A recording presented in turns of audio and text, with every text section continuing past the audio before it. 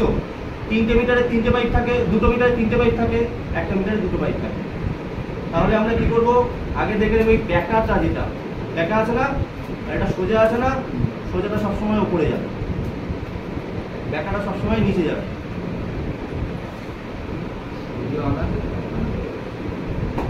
ঠিক আছে,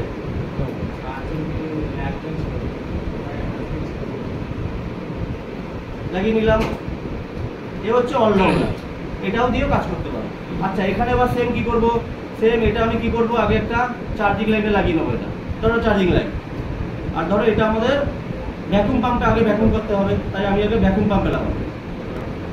ধরো সবার আগে ভ্যাকুমের আগে আমি প্রেশার দেবো, লিক আছে, তাহলে আমি কি করবো, অন্য মোটরে আগে লাগিয়ে দেবো, ওই মোটরটা লাগিয়ে দেবো। ঠিক আছে, এটা চার্জিং লাইনে লাগিয়েছি, এটা খুলে দেবো। বুঝতে পারছো তো? ভালো করে ভিডিওটা আমার মোটর চালাবো, প্রেশার আমি 100 ফ্রিজে 100 নিচে রাখবে, 70 80 90 100 নিচে দেবে না ফ্রিজে, কেন অল্প ছোট যাবে তো। তাহলে এবার কাটা উপরে উঠবে, এই কাটা উপরে উঠছে, কাটা উপরে উঠলে আমরা এটাকে টাইট করে দেবো। টাইট করে দিলে কি হলো, এই মোটরের হাওয়াটা আর আসছে না, মোটরটা বন্ধ করে দেবো। এবার হাওয়াটাকে ওয়েট করবো, হাওয়াটাকে দিয়ে যদি কোথাও লিক থাকে তাহলে ওই দেখালাম যেমনভাবে হোলটা বড় হয়ে যাবে, হাওয়াটা আমরা আইডেন্টিফাই করতে আমাদের সুবিধা হয় লিক হলে। পারবো তো এটা দিয়ে? ইজি জিনিস। চার্জিং লাইন এটা না, এটা চার্জিং লাইন দিতে পারো যে কোনো একটা, এটা সাধারণত দিলে ভালো। ঠিক আছে, কিন্তু সোজাসুজিটা সবসময় গ্যাসে যাবে, তাই আমরা এটা দিয়ে মোটর দেবো হাওয়া, এটা দিয়ে ভ্যাকুম করবো, এটা দিয়ে গ্যাস লাগাতে সুবিধা হবে না। কেন চার্জিং লাইনটা যেটা লাগিয়ে দিলাম ওটা আর খোলা যাবে না, ওটা ফিক্সড হয়ে গেল। চার্জিং লাইনটা কখনো খোলা যাবে না, ওটা ফিক্সড। এইটা আমি খোলাফেরা করবো, কখনো মোটরে লাগিয়ে হাওয়া দেবো, কখনো ভ্যাকুম পাম্পে লাগিয়ে ভ্যাকুম করবো, কখনো গ্যাসে লাগিয়ে গ্যাস করবো। একে আমি নাড়াচাড়া করবো, এ ফিক্সড থাকবে। ঠিক আছে, তাহলে আমি আবার সেম করলাম, ধরো চার্জিং লাইনে লাগিয়ে দিলাম এটা। এবার আমি আমার প্রেশার দিয়ে দিয়েছি, লিক আইডেন্টিফাই করে নিলাম, লিক ছাড়াই করে নিলে এবার আমি ভ্যাকুম পাম্পে দিলাম। ধরো ভ্যাকুম পাম্প, ভ্যাকুম পাম্প ধরে নিয়েছে, ভ্যাকুম পাম্প এবার ভ্যাকুম চলে গেছে, অন করে দিয়েছে, এটা খোলা থাকবে। এবার কি হচ্ছে, ভ্যাকুম মানে কি হচ্ছে, ওই হাওয়াটা ফ্রিজের হাওয়াটা টেনে এটা দিয়ে বার করে, এটা দিয়ে ভ্যাকুম পাম্প বার করে দিচ্ছে, তাই তো? এই অবস্থায় দেখবো কাটা -29 যাবে। দেখো এটা কাটা -29 আছে। আমরা মোটামুটি ভ্যাকুম ফ্রিজের ক্ষেত্রে 10 থেকে 15 মিনিট চালাবো, এসির ক্ষেত্রে 40-45 মিনিট চালাবো। তার কারণ হচ্ছে ভ্যাকুম 10-15 মিনিটে হয়ে যায়। এতক্ষণ চালানোর কারণ হচ্ছে ভেতরে ময়েশ্চারটাকে বার করতে হয়, অনেক সময় ময়েশ্চার একটু স্যাঁতসেঁতে ভাব থেকে যায়, বাংলা কথা চোখটাকে অনেকটা ক্লিয়ার করে দেয়। তাহলে ভ্যাকুম চালাচ্ছি, ভ্যাকুম হয়ে গেছে, আবার সেম এটা টাইট দেবো।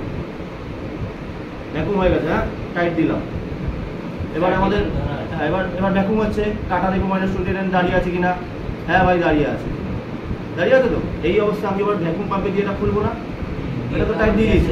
এবার এটা গ্যাসে লাগাবো। ধরো গ্যাসে তো লাগিয়েছি, তুমি বলবে স্যার এই যে খুললাম গ্যাসে লাগালাম হাওয়া তো ঢুকে গেল ভেতরে, বন্ধ করা আছে তো, এটা টাইট দেওয়া আছে। এই অবস্থায় এবার গ্যাসে লাগিয়েছি, এবার গ্যাস একটু ছাড়বে, তুমি অল্প একটু যখন গ্যাস ছাড়বে আমি এটাকে লুজ করবো করে, এই গ্যাসটা এখান থেকে গিয়ে বেরিয়ে এটা দিয়ে হাওয়াটাকে বার করে দেবে, আমার সাথে সাথে টাইট দিয়ে দেবো, হাওয়াটা বেরিয়ে গেল না। হ্যাঁ বেরিয়ে গেল। তারপরে আবার কি করবো, এটাকে খুলে দেবো। হ্যাঁ তারপর এটা খুলবো, আগে খুলবো না। এটা আগে গ্যাস দিয়েছি, একটু এটা লুজ করেছি, পাইপের হাওয়াটা বেরিয়ে গেল, মানে পাইপটা ভ্যাকুম হয়ে গেল। এতদূর ভ্যাকুম ছিল, আবার টাইট করে দিলাম। এইবার এটা খুলবো, খুললাম, এই সিচুয়েশন হয়ে গেল। তাহলে ওই হাওয়াটা যদি বাই চান্স ঢুকে যায় আবার তো সমস্যা হয়ে যাবে। বাই চান্স ডুবে কেন, তুমি তো বার করে দিচ্ছ। সে তো বাই চান্স তো অনেক কিছু হতে পারে, গ্যাস চার্জ করলে বাই চান্স বলে ঢালাই করতে ব্লক করে দিয়েছে, বাই চান্স একটু যদি ধরুন একটু হাওয়া ঢুকে গেল, অসুবিধা নেই তো। একটু হাওয়া ঢুকলে কিছু হয় না। যে প্রেসারটা দিয়েছি, মানে প্রেসারটা দেওয়ার পরে এই প্রেসারটা তো বার করতে হবে না। হ্যাঁ ওটা তো বার করে, এই যে লুজ খুলবো দেবো না, এই যে খুলে দেবো না, এই যখন খুলে দেবো ফিক্স করে দেবো হবে। হ্যাঁ তারপর বলুন স্যার, ভিডিও হচ্ছে। গ্যাস কতটা চাপ? আচ্ছা হয়ে গেল, একটু হয়ে গেল। এবার গ্যাস দেবো, গ্যাস দিলাম, গ্যাস দেবো, কাটা -29 আছে, গ্যাস দেবো, কাটা +2 3 4 যেখানে ইচ্ছা তুলে দাও, বন্ধ অবস্থায়। তারপরে ফ্রিজটা চালু পড়াই চালাবে, যেমন ভাবে তোমার সামনে খাবার সামনে। কিন্তু গ্যাসটা আমি যেভাবে দিয়েছি তারও ডবল সময় দেবে, মানে আস্তে আস্তে আস্তে ছাড়তে হবে, আরো অর্ধেক সময় দেবে। আমি যেভাবে দিয়েছি তার মানে একটু করে দিয়ে বন্ধ করে দেখতে হবে, চালু উঠবে, আবার দাঁড়িয়ে যাবে, আবার আমি যদি দেওয়ার সময় মানে ফ্রিজ চালু রাখতে হবে। না না একটু পর দেওয়ার সময় ফ্রিজ চালু রাখতে হবে। প্রথমে একটু দিতে হবে। আবার চালু হবে। ঠিক আছে, এইগুলোর কোনো ডাউট আছে? এই ছিপিটা আবার টাইট হয়ে গেছে। ডবল ডোরে কত? ডবল ডোরে 7 তাই তো? ডবল ডোরে কত যেন দিতে হবে প্রথমে? 7 না কত বললেন? দেখো ডবল ডোর সিঙ্গেল ডোর বলে না, তোমাদের ফ্রিজে এই সিঙ্গেল ডোর ডবল ডোরগুলোতে 7 থেকে 10 হবে, 15-এর মধ্যে দিলে হয়ে যায়।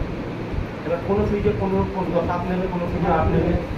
তো আমরা কি করবো, শুরুতেই 4-5-এ গ্যাস দিয়ে ফ্রিজ অন করবো। দিয়ে দেখবো মানে গরম হচ্ছে। দুটো ক্ষেত্রে তাই তো? ডাইরেক্টটা দেখবো, দুটো ক্ষেত্রেই ডবল ডোর সিঙ্গেল। 165 লিটারের ফ্রিজ আর 230 লিটারের ফ্রিজ দুটো সেম হবে না। 165 লিটারের ফ্রিজ সাথেই ঠান্ডা হয়ে যাবে। 220 লিটার 30 লিটার ফ্রিজ আমার 12তে তুলতে হবে। এটা যেমন একটা 16-17 উঠে গেছিল, 15 উঠে গেছিল। একটু বেশি গ্যাস দিই, একটু ডাইরেক্টটা দেখবো গরম হবে। আর বেশি গ্যাস চলে গেলে কোনো হচ্ছে হয় না, চার্জিং লাইন মারবে বেরিয়ে যাবে। ওই যে ওই ইসের ওটা কোনো ভয় টেনশনের ব্যাপার নেই। স্যার যদি রয়ে যায় হ্যাঁ বের করতে পারবে না। না আমি তো বললাম বের করে দেবো। ও জানতে চাইছে যে যদি মানে থেকে যায় বেশি গ্যাস তাহলে কোনো অসুবিধা নেই। ঠান্ডা আছে না স্যার? এই আইস হবে, আইস চলে আসবে তো। ওই চার্জিং ওইটা টিপে দিলে তো গ্যাসটা বেরিয়ে যাবে তো। কিছুটা গ্যাস আর রয়ে যাবে। হ্যাঁ ওইটা নজলটা। ঠিক আছে? বড় পার্টি মোটামুটি বোঝাতে পারলাম 2 মিটার দিয়ে